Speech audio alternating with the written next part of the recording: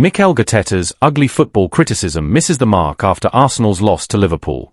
Following Arsenal's narrow defeat to Liverpool, Mikel Arteta and his side have once again found themselves at the centre of heated debate, not just about results, but about how they play. Critics were quick to label the Gunners' style as boring, negative, even cowardly, as discussions lit up social media and pundit panels alike. Among the loudest voices was former Manchester United goalkeeper Peter Schmeichel, who didn't hold back. "Never in my life have I wanted a team to win more than Liverpool today," he said after their 1-0 win. "Arsenal bring horrible football to our sport." He went on to describe Arteta's tactics as frustrating and designed to wait for set pieces to pounce. Harsh words. But do they tell the full story? Let's rewind. For the first 30 minutes of that match at Anfield, Arsenal had 7 touches inside Liverpool's box while completely shutting down the home side's attack. They were organised, composed, and arguably just one moment of magic away from taking control, Declan Rice's free kick narrowly missing the mark. Yes, Arsenal played conservatively, but so did Liverpool. Onslaught's side also approached the match with caution. The difference? One team won, and that result, fair or not, always dictates the narrative. So, does Arteta really play ugly football? Here's what the critics are missing. Under Arteta, Arsenal have evolved from a team regularly humbled at Anfield, conceding 3, 4, even 5 goals, to one that's become one of the hardest teams to break down in Europe. Their 1-0 loss to Liverpool was the first time they'd been beaten by a fellow Big Six side since April 2023, when Manchester City scored 4 against them. It was after that match that something clearly changed. Arteta decided enough was enough. Arsenal would no longer be easy prey. And it's worked. In the 2023-24 season, Arsenal came closer than they've been in 20 years to winning the Premier League, falling just 2 points short of a near-perfect Manchester City. They dropped points in only 2 games in the entire second half of the season. Their 0-0 draw at the Etihad might have cost them the title, but it also showed just how far they've come. On that day, they went to defend and counter. Against Liverpool, they showed more ambition, but ironically walked away with nothing. Still, the numbers don't lie. In 2023-24, Arsenal won 28 league matches, more than the legendary Invincibles, who had 26. They also scored more goals than Thierry Henry's side did that season, 91 versus 73. And yet, because they didn't win the league, some still label it a failure. But football has changed.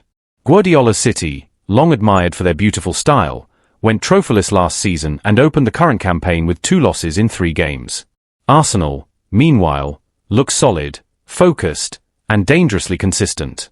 Make no mistake, Arteta wants to win. Desperately. And yes, some decisions can be criticized. At times, he may be too cautious, too unwilling to take risks mid-game. But the foundation he's built is undeniable. He's turned Arsenal from a team drifting in mid-table irrelevance into a legitimate title contender.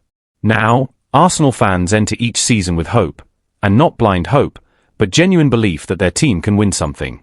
That's a rare feeling in football. Most clubs can't say the same. So until that changes, until Arsenal regress or stop being competitive, how much right do we really have to complain? Sure, we can have our concerns, ask hard questions, and demand more in big moments. But the core truth is this: Mikel Arteta has made Arsenal a team that's hard to beat, serious about winning, and respected again. Whether his methods are beautiful or not, they've brought the club back to the top. And when the final whistle of the season blows, we'll know whether it all paid off. Still, the backlash against Arteta's tactics reveals more than just footballing opinion. It speaks to how quick the footballing world can be to discredit progress when it doesn't come with instant silverware. In many ways, Arsenal are victims of their own resurgence. Expectations have shifted dramatically. What once would have been considered a respectable away performance at Anfield is now treated as a moral defeat, not because Arsenal were bad, but because people expect them to dominate. That shift alone is a testament to Arteta's impact. Inside the club, there's no panic. Players have consistently backed the manager, praising his clarity, intensity, and vision. Even former players like Ian Wright and Cesc Fabregas have come out in defense of Arteta's philosophy, reminding fans and critics alike that success in the modern game doesn't always come wrapped in vintage Wenger-style flair. You don't finish second with 91 points by accident, Wright recently said on his podcast. You don't lead the league for most of the season playing ugly football. There's a bigger picture here. And that bigger picture is one of evolution. Arsenal are now a side capable of winning in different ways. They can press high, sit deep, control possession, or hit on the break.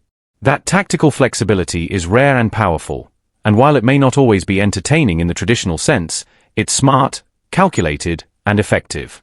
Fans, too, are divided. Social media has become a battleground of opinions, with one side frustrated by conservative decisions in big matches, and the other appreciating the long-term project Arteta is building. The truth likely lies somewhere in between. Yes, there are games where Arsenal could show more courage, but also, this team is miles ahead of where it was just a few seasons ago. The club's summer signings, adding further depth in midfield and attack, suggest that Arsenal aren't just looking to consolidate, they're going all in on making that final leap. And with Arteta at the helm, the belief is that the breakthrough will come not through abandoning structure, but by refining it. As for the media storm around Arteta's style, it's not new. Pep Guardiola, Jurgen Klopp, even Jose Mourinho have all been accused of killing the game at different points in their careers, right before they lifted major trophies. The criticism may sting now, but in hindsight, it often serves as the fuel that champions need. And Arteta, for all his composure on the touchline, is fiercely driven behind the scenes. Every setback, every doubt cast his way, appears to sharpen his resolve rather than shake it. For Arsenal supporters, this is a time to embrace the progress, warts and all. No, it's not always poetry in motion, but it's purposeful. It's precise. And, above all, it's closing the gap on greatness.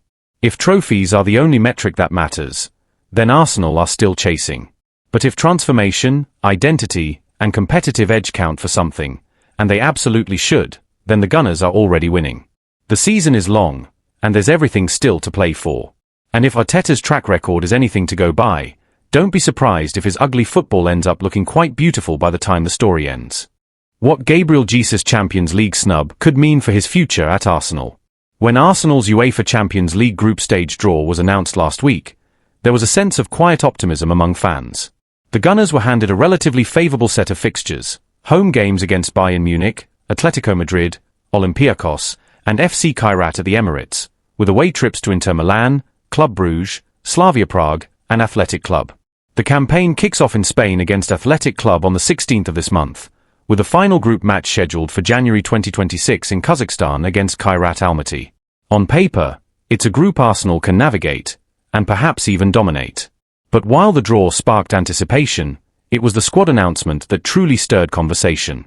Among the usual names and a few surprises, like teenager Max Daumann being listed on the list, one omission stood out: Gabriel Jesus. Gabriel Jesus left out of Champions League squad. Jesus, who's been recovering from an ACL injury suffered in January, recently returned to light individual training on the grass. His progress had led many to believe he was close to full fitness and might feature at some point during the group stage. But his exclusion from the Champions League squad tells a different story, one that could signal a shift in his standing within the team. The situation becomes even more puzzling when you consider that Kai Havertz is also sidelined, leaving Victor Gyökeres as the only senior striker fully fit and available. So why would Arteta leave out an experienced, proven attacker like Jesus at a time when depth could be crucial? A bigger message? For some, this decision feels less like a temporary fitness precaution and more like a sign of change. Gabriel Jesus was heavily linked with a move away from the Emirates earlier in the summer. Nothing materialized, but the whispers haven't fully gone away. And now, with 2 years left on his contract and no European football on the horizon, at least for the next few months, his place in the squad seems more uncertain than ever. Arteta has spoken highly of Jesus in the past, his leadership, his versatility, his winning mentality. But football evolves quickly, and so do squad dynamics. In a team increasingly defined by power, precision, and efficiency in the final third, Jesus' all-action, selfless style may no longer be the tactical centerpiece it once was. What comes next? Gabriel Jesus still has so much to offer. His experience, movement, and pressing ability make him a unique asset in any front line. But his Champions League mission is undeniably symbolic. It suggests that Arteta may be charting a new course for his attack, one that could eventually leave Jesus on the outside looking in. Whether this is a temporary blip due to fitness concerns or a strategic pivot remains to be seen. But one thing is certain: this is a defining moment in Jesus' Arsenal journey. So, Gunners, what do you think? Should Arsenal continue to count on Gabriel Jesus as part of their long-term plans, or is it time for both sides to consider a fresh chapter? Let us know where you stand.